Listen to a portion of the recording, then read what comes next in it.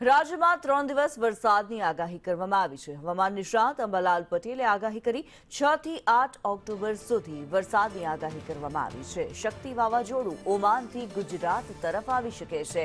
વાવાઝોડાની અસર ગુજરાતમાં ઓછી જોવા મળશે।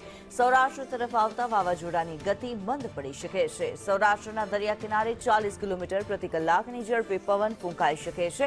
દ્વારકા, પોરબંદર, જામનગર, કચ્છમાં વરસાદ પડી શકે।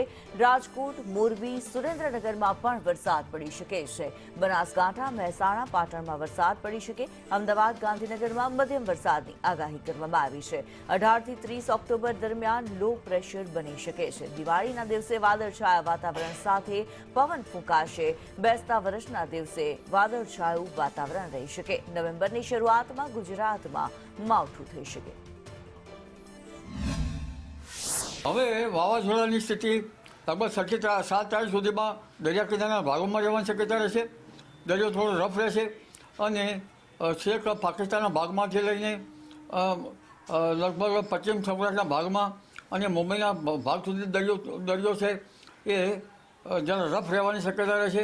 બંગાળ ઉપસાગરનો ભેજના કારણે લગભગ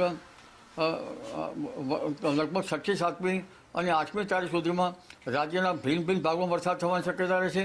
1 તારીખ 18 ઓક્ટોબર આસપાસ અને ત્યારબાદ